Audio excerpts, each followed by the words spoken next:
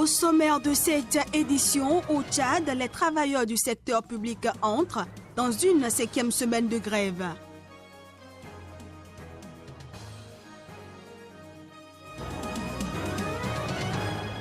En Tanzanie, la délégation locale de l'Union européenne à Dar es Salaam s'inquiète de la hausse des violences à caractère politique dans le pays.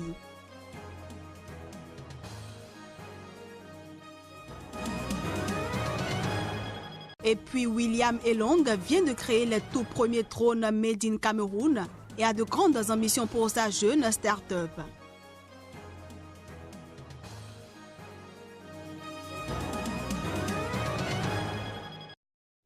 Voilà pour les titres. Mesdames, Messieurs, bonjour. Au Niger, plusieurs milliers de personnes sont descendues dans les rues de Niamey ce dimanche et dans les grandes villes du pays. Objectif, réclamer une nouvelle fois l'abrogation de la loi de finances 2018 et le départ des forces étrangères basées dans le pays.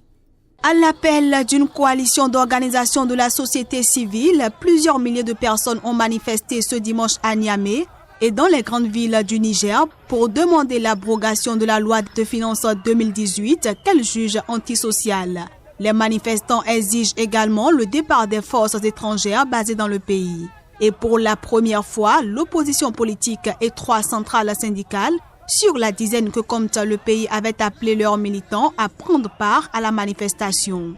Selon le ministre de l'Intérieur, les nouvelles mesures fiscales n'ont rien d'excessif et certaines répondent à une directive de 1998 de l'Union économique et monétaire ouest africaine, déjà en vigueur dans les 8 États membres. Pour répondre à ces vagues de protestation, la coalition des partis au pouvoir prévoit une contre-manifestation le 4 mars prochain, et ce, alors qu'une autre manifestation contre la loi de finances est programmée le 11 mars prochain.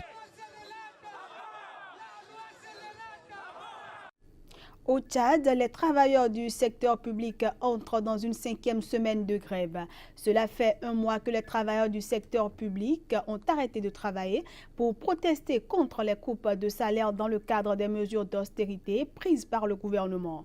Et le moins que l'on puisse dire, c'est que le Premier ministre a décidé de durcir le ton. Les détails.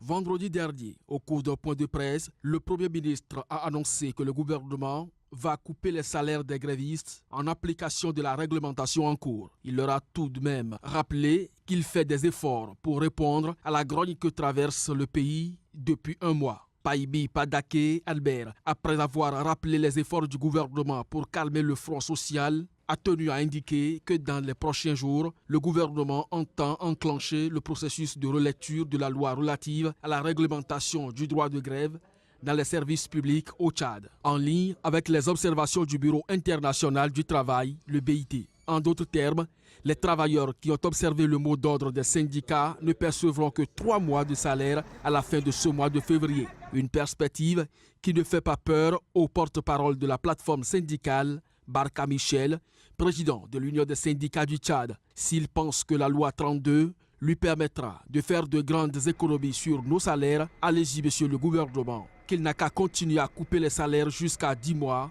Ça lui fera une grosse économie d'ailleurs. Mais nous n'accepterons pas que cette loi s'applique. Des nouvelles mesures de rétorsion sont prévues par le gouvernement pour faire plier les grévistes. C'est dire que le bras de fer entre le gouvernement et les travailleurs risque de durer encore longtemps. Au Burkina Faso, c'est le mardi prochain que s'ouvre le procès de 84 accusés, dont les généraux Gilbert Diendéré et Djibril Bassolé, cerveaux présumés du putsch manqué de septembre 2015. Pour la justice burkinabé, ce procès marathon devrait constituer un test de crédibilité aux yeux de l'opinion nationale et internationale. L'audience doit débuter à 9h GMT devant la chambre de jugement du tribunal militaire, délocalisée pour la circonstance à la salle des banquets de Ouaga 2000, un quartier huppé au sud de Ouagadougou. Les 84 accusés risquent tous de lourdes peines au terme de ce procès, censé durer plusieurs mois. Le 16 septembre 2015, des soldats du régiment de sécurité présidentielle, l'ancienne garde prétorienne de Blaise Compaoré, avaient tenté en vain de renverser le gouvernement de transition mis en place après la chute de celui-ci. Le général Gilbert Diendéré, qui avait pris la tête du coup d'État, et les autres personnes poursuivies sont notamment accusées d'attentat à la sûreté de l'État, meurtre, coups et blessures volontaires. Le général Djibril Bassolé, ancien chef de la diplomatie, est lui poursuivi pour trahison sur la base de l'enregistrement d'une conversation téléphonique qu'il aurait eue avec le président de l'Assemblée nationale ivoirienne Guillaume Soro, dans laquelle celui-ci semble affirmer son soutien au putsch de septembre 2015. Selon des sources sécuritaires, un important dispositif de protection est prévu pour l'audience, mobilisant plusieurs centaines d'agents de sécurité à l'intérieur et aux abords de la salle d'audience et des véhicules blindés. Je le disais en titre, en Tanzanie, la délégation locale de l'Union européenne à Dar es Salaam déplore plusieurs morts, des actes d'intimidation ou la disparition de membres de l'opposition et de militants des droits de l'homme. Des actions survenues constamment ces derniers mois dans le pays. Le reportage pour plus de précision. C'est par un communiqué que la délégation locale de l'Union européenne à Dar es Salaam en Tanzanie a rendu public son constat amer sur la situation des droits humains au pays de John Magufuli. Il n'y ferait nullement bon d'être militant des droits humains ni opposant. Ceci ferait objet de toutes sortes d'exactions, y compris d'élimination physique. Dernier événement en date, le meurtre à coups de machette d'un élu du Chadema, principal parti d'opposition. Meurtre survenu vendredi dernier dans le centre du pays. Il s'agit là du deuxième membre du parti tué en l'espace de 2 semaines. Cette traque contre l'opposition a en outre occasionné, il y a de cela 2 semaines, la mort d'une étudiante de 22 ans touchée par une balle perdue lors d'une manifestation contre le pouvoir. Sa mort avait suscité une vague d'indignation au point de faire réagir le président John Magufuli qui avait ordonné l'ouverture d'une enquête. Dans la foulée, 6 policiers ont été arrêtés. Soulagés, l'Union européenne refuse tout de même de s'en contenter et demande à ce que d'autres enquêtes soient menées concernant cette fois-ci tous les autres crimes à l'encontre de militants politiques et des droits de l'homme. Outre l'appel à l'ouverture d'enquête, Bruxelles invite les autorités à sauvegarder la paix et la sécurité du processus démocratique. Une nouvelle loi a été adoptée contre les violences pouvant être exercées à l'encontre des femmes en Tunisie. Adoptée en juillet et entrée en vigueur le 1er février dernier, la législation reconnaît, en plus des violences physiques, les violences morales, sexuelles et celles relevant de l'exploitation économique. Reportage. L'adoption de cette nouvelle loi est une avancée réelle dans la lutte des féministes tunisiennes. Le texte voté en juillet dernier est entré en vigueur le 1er février. Il élargit considérablement la définition des violences pouvant être exercées à l'encontre des femmes. Outre les violences physiques, morales et sexuelles, la nouvelle législation reconnaît également les violences relevant de l'exploitation économique à l'égard de la gente féminine. Nos attentes sont importantes. Effectivement, on était tellement contente d'avoir cette nouvelle loi organique parce qu'elle offre plein de choses pour les femmes victimes de violences, que ce soit au niveau de la compréhension de la violence, que ce soit au niveau de la prévention, de l'accompagnement des femmes. Donc on attendait effectivement la mise en application. La loi peut prévoir actuellement d'éloigner l'agresseur parce que fréquemment les femmes se retrouvaient dehors avec leurs enfants.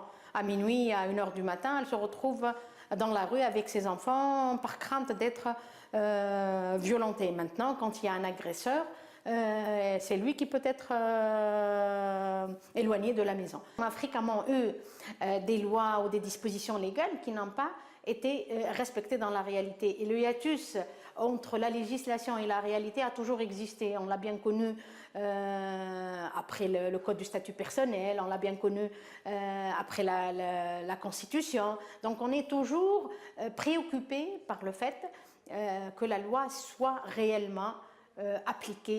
Le texte stipule également la création de foyers pour les femmes victimes de violences. Au moins une femme sur 2 a été victime de violences en Tunisie selon les chiffres officiels. Le pays était déjà considéré comme un pionnier en Afrique du Nord et au Moyen-Orient en matière de défense des droits de femmes depuis l'adoption en 1956 du Code du statut personnel qui a notamment aboli la polygamie et la répudiation. Au Cameroun, des jeunes passionnés par les nouvelles technologies se sont lancés dans la fabrication des drones. William Elong, le promoteur de la start-up, a déjà produit 3 drones. Mais il vient de lancer un deuxième appel de fonds de 2 millions de dollars pour accroître sa production et créer des emplois. Les images. Titulaire d'un seul MBA acquis en France, William Elong, 25 ans, vient de créer les tout premiers drones made in Cameroun et a de grandes ambitions pour sa jeune start-up. À la tête aujourd'hui d'une dizaine de personnes, il réfléchit aux technologies de demain dans son atelier de Douala, la capitale économique du Cameroun. L'équipe, composée principalement d'ingénieurs et de développeurs, a mis 2 ans marqués par des échecs et le doute avant de réussir à faire décoller ses premiers drones. Nous avons commencé ce projet parce que nous avons identifié 2 problèmes. Déjà, nous avons identifié que les coûts de cartographie coûtaient extrêmement cher. Pour avoir une prise de vue de la ville de Douala, il fallait faire appel aux images satellitaires qui coûtaient environ des milliards. Et nous nous sommes rendus compte que le drone pouvait faire le même service à moindre coût. Dans la cartographie, par exemple, les drones peuvent être utilisés pour réaliser en temps réel des cartes précises avec une précision accrue. Deuxièmement, pour la détection des feux de forêt, par exemple. Avec une caméra thermique aujourd'hui, ou la lutte contre le braconnage, on peut utiliser des drones pour détecter des menaces en zone forestière ou sur des exploitations, par exemple sur des parcs animaliers, ce genre de choses, ou la surveillance, par exemple, maritime.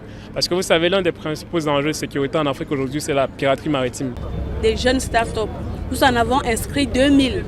C'est de leur dire d'attendre, d'être patient pour que le gouvernement leur mette en place l'environnement approprié qui va avec le développement et le financement. Pour William Elong, l'assemblage des drones ne représente qu'à peine 10% de ses visées, le développement de l'intelligence artificielle étant le but majeur à atteindre.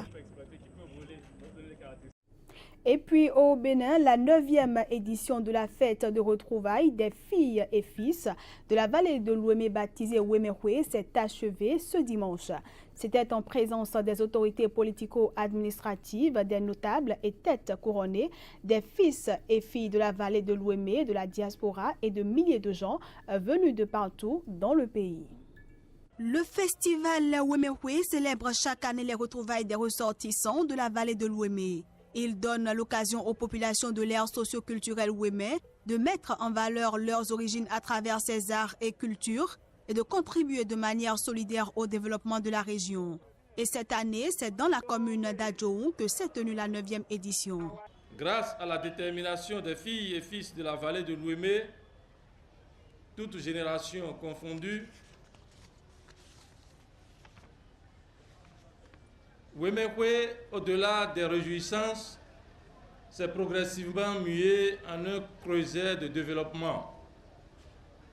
Les œuvres sociales réalisées à la faveur de chaque édition et qui impactent les secteurs socio-économiques en sont l'illustration parfaite. Rassurez-vous, la BAC Ouémé-Houé, la grande fête identitaire de retrouvailles qui fait partout notre fierté, ne chavira jamais. Elle résistera à toutes les épreuves et survivra même au-delà de nos générations, car elle est une force d'action. Ensemble, resserrons nos rangs pour un Ouémé plus solidaire et plus fraternel. Démarré le mercredi dernier sur le terrain de sport du Collège d'enseignement général d'Adjoun, l'édition 2018 de la fête des Ouéménous s'est achevée ce dimanche par le culte de l'église catholique présidé par Monseigneur Aristide Gonzalo et un géant pique-nique accompagné de diverses animations culturelles. Notre monde a besoin d'être sauvé, de retrouver sa splendeur et son innocence première. L'évangile de ce jour nous transmet une espérance. C'est la beauté qui sauvera le monde. Les regards sont désormais tournés vers la prochaine édition de cette fête qui se tiendra dans la commune des Agégués. Et c'est la fin de cette édition que je vous remercie d'avoir suivi.